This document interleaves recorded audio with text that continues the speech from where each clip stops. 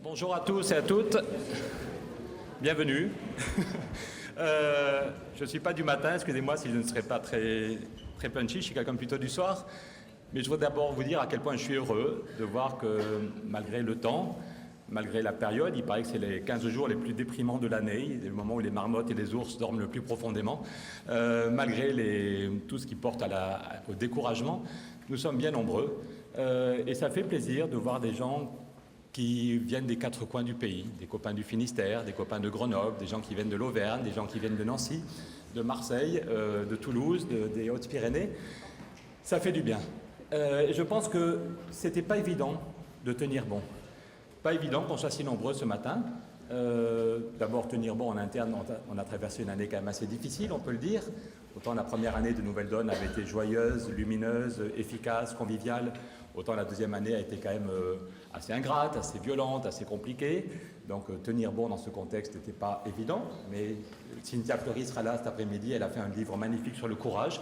Ben, je pense que tenir bon est un des aspects. Tenir bon malgré le froid, malgré les complications, malgré les emmerdes. Tenir bon est une qualité quand on veut faire bouger le monde. Et puis c'était pas évident de tenir bon dans le climat actuel. Du pays. Tout porte à se désespérer, à laisser tomber, à baisser les bras. Le chômage augmente tous les mois, 30 000 chômeurs de plus. Le FMI nous annonce qu'on peut avoir n'importe quand un déraillement de l'économie mondiale.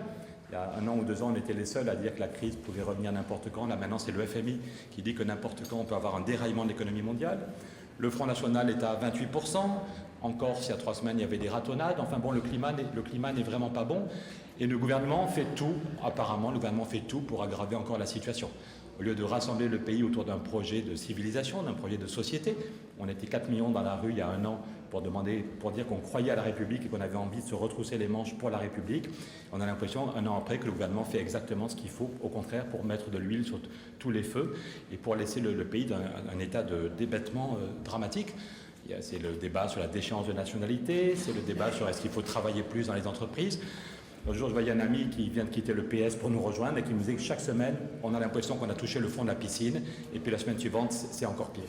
Donc franchement, il y aurait de bonnes raisons de se décourager, de tout laisser tomber. Et pourtant, nous sommes là, malgré l'horaire, malgré le froid, nous sommes là, c'est parce qu'on a envie d'y croire. Et pas seulement une petite envie comme ça, une humeur de passage. Si on est là, c'est qu'on a enraciné au fond de nous la certitude que la justice sociale peut triompher. La certitude que la dignité humaine peut triompher sur toutes les logiques de capitalisme qui font s'effondrer les êtres, les individus et la société. Nous avons la certitude, chacun devrait le dire, je ne sais pas pourquoi c'est moi qui fais l'intro, et chacun devrait dire pourquoi il tient bon, malgré le froid, malgré les emmerdes, chacun devrait dire qu'est-ce qui le fait tenir. Moi, je suis convaincu, je pense qu'on peut créer la surprise dans ce pays.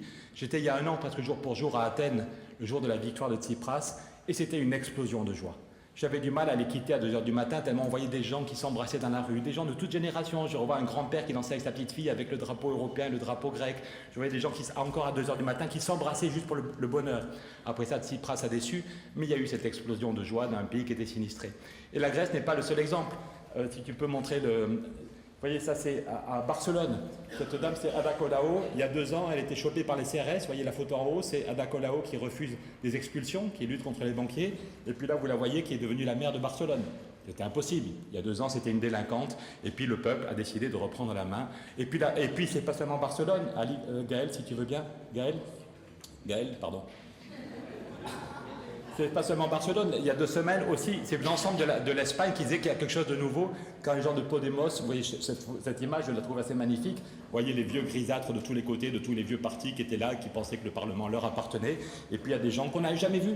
Des jeunes, des vieux, une maman qui arrive avec son bébé, un rasta, des vieux chauves et des jeunes beaucoup trop chevelus. Je suis absolument jaloux. Mais donc on a vu, n'incitez pas, c'est assez douloureux de voir des gens qui ont autant de cheveux. La nature est injuste. Mais donc on a vu que le peuple pouvait se réveiller. Le peuple s'est réveillé en Grèce, le peuple s'est réveillé à Barcelone, à Madrid, en Espagne, le peuple s'est réveillé en Angleterre, où Corbyn a gagné la primaire. Corbyn, c'est un vieux monsieur, un peu ringard, mais il a redonné le goût de la politique à des jeunes, à des vieux, à des précaires, à des immigrés qui sont allés voter. Et puis il y a 2 semaines, je parlais avec un ami qui est spécialiste des États-Unis de ce qui se passait dans la primaire américaine avec Bernie Sanders.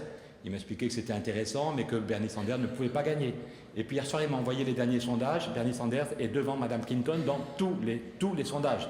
Alors c'est que des sondages, mais ça veut dire que le peuple peut créer la surprise, le peuple peut décider que la justice sociale, que la dignité humaine, que la sauvegarde de la planète prévalent sur les avantages égoïstes et cyniques de quelques-uns. Donc oui, si on est là, c'est qu'on pense qu'on peut connaître les mêmes explosions de joie en France. Souvenez-vous, c'est mon objectif, moi. J'en peux plus de ce désespoir, j'en peux plus. J'habite à 500 mètres d'ici, mais j'ai déjà vu 3 SDF ce matin et 5 CRS. Ce n'est pas possible. Si on continue comme ça, on va vivre dans une société explosive, inflammable, insupportable. Il faut qu'on soit capable de provoquer le même sursaut que les copains de Podemos, que les copains de Tsipras, et en même temps derrière de ne pas décevoir. Alors pourquoi nous ? Pourquoi est-ce qu'on peut dire que nous, ce petit groupe d'hommes et de femmes qui se réunissent ce matin, pourquoi est-ce qu'on aurait un rôle à jouer ? Parce que déjà, quand on s'est créé, on a été capable de créer la surprise. En 6 mois, nous avons été capables de convaincre plus de 500 000 personnes d'aller voter aux européennes et de voter pour une liste qui n'avait aucune chance d'être élue. Donc nous avons déjà, avec nos petits bras, on est parti de rien. On avait 0 €, 0 adhérents, mais on était rassemblés par des idées. On avait la chance d'avoir eu Stéphane Hessel et d'autres amis qui avaient créé le collectif Roosevelt. Ça nous a donné de la force, ça nous a donné envie d'agir. Mais déjà, dans notre histoire, nous avons été capables de créer la surprise aux élections européennes, plus de 550 000 voix. Pourquoi nous ? Pourquoi est-ce qu'on aurait un rôle important à jouer ? Parce que notre projet est en même temps radical et qui rassemble des gens très très différents. On prépare une initiative là au niveau européen. C'est bon ? On prépare une initiative pour dire que les 1000 milliards que la Banque centrale va créer ne doivent pas aller pour les banques, mais doivent aller sur le climat. Et la même semaine, on est relancé par le ministre de l'économie belge, qui est un homme du centre droit, et par les copains d'Alternativa, qui m'appellent hier en disant « On est la semaine prochaine à Paris, est-ce qu'on peut se voir pour avancer sur les 1000 milliards ?» Il y a la maire de Barcelone, la maire de Madrid, qui sont de Podemos, qui nous ont déjà dit qu'elles allaient signer avec nous. Et en même temps, on a Michel Rocard, on a Philippe Maystadt. Philippe Maystadt est un homme du centre droit qui, pendant 12 ans, a été le patron de la Banque européenne d'investissement. Il m'a dit qu'il en avait parlé à Titmeyer et qu'on pouvait convaincre les Allemands. Donc je crois qu'on est les seuls à être assez fous pour dire on veut mettre 1000 milliards sur le climat. On est les seuls à être assez fous pour dire on va mettre 1000 milliards, non pas 3 milliards ou 5 milliards. Et puis, c'était notre slogan au moment des européennes. Et 2 ans après, autour de ce slogan qui paraissait fou, on rassemble des gens très très différents, des gens de Podemos, un ministre de chez Tsipras, et puis aussi des gens du centre droit, et puis les gens de Greenpeace, et les gens d'Attaque, et les gens de la Confédération paysanne. On a une capacité d'être en même temps radical et de rassembler. Sur la question, je l'ai souvent dit, mais ça me frappe, la même semaine, à l'époque du collectif Roosevelt, j'étais invité par le patron Fleury Michon devant 300 patrons de Vendée, plutôt à droite. Je causais pendant 1 heure pour expliquer en gros les idées économiques de Nouvelle Donne. Et au bout de 3 heures, les gars faisaient la queue pour avoir le petit bouquin et me dire que c'était super. Et le gars qui me raccompagnait à la gare me disait « Pierre, est-ce qu'il faut être de gauche pour vous rejoindre ?» C'est un ancien patron de Crédit Mutuel de l'Ouest qui n'avait jamais fait de politique, qui n'a jamais voté à gauche et qui avait envie de s'engager avec nous. Et 3 jours plus tard, j'étais invité par Bernadette, la patronne de la FSU, et je dis la même chose, c'est les mêmes graphiques, c'est les mêmes réponses, c'est les mêmes blagues au même moment. Et pareil, à part 3 trotskistes qui veulent la révolution, les 150 qui dirigent la FSU se disent comment est-ce qu'on peut vous aider. Donc je crois que oui, la force de nos idées, c'est qu'on a travaillé ce projet, on est ouvert à tous, on l'améliore en permanence, et on va encore l'améliorer, il y a encore du travail, il ne s'agit pas de dire que le projet est fini, mais on a un projet qui est en même temps radical et qui est capable de rassembler. Vous l'avez peut-être vu dans la newsletter de cette semaine, en Belgique, c'est étonnant. Les copains des syndicats belges sont excités comme des puces. Comme le débat sur la semaine de 4 jours en Belgique est en train de repartir à la une des journaux. À la une des journaux. C'est le ministre de l'économie, qui est un homme du centre droit, Didier Gossuin, qui a dit « Je veux expérimenter la semaine de 4 jours ». Depuis 2 mois, le ministre de l'économie passe son temps à dire « Je veux expérimenter la semaine de 4 jours ». Et en même temps, la FGTB dit qu'elle veut un mouvement général. Il y a 6 mois, personne n'y croyait, et tout d'un coup, le débat repart. Donc oui, je pense qu'on a un rôle à jouer. Et dans une société qui se disloque, je vais m'arrêter, je vois les invités du débat qui sont là, je vais m'arrêter pour laisser la place au débat, mais je crois qu'on a un rôle fondamental dans une société qui se disloque, dans une société où tous maintenant mettent de plus en plus de l'huile sur le feu, la façon dont Manuel Valls a parlé de la laïcité cette semaine, dont il parle du temps de travail, à chaque fois c'est le passage en force, à chaque fois c'est jamais un moment pour faire appel à l'intelligence ou à la fraternité. Eh bien je pense que par le contenu de notre projet et par notre façon de faire de la politique, on a un rôle fondamental à jouer.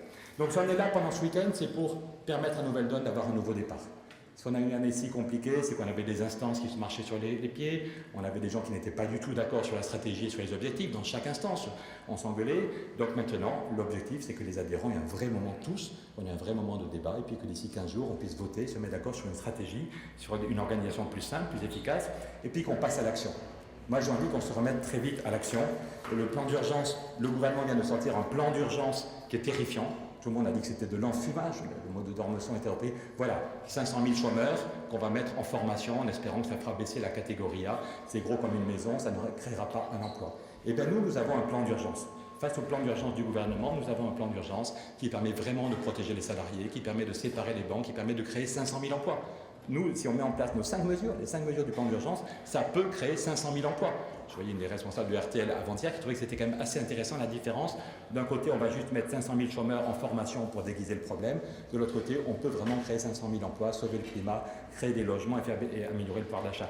Donc moi, j'aimerais, si on est tous d'accord, qu'on soit dans la rue, qu'on se remette à l'action politique dès le mois de février.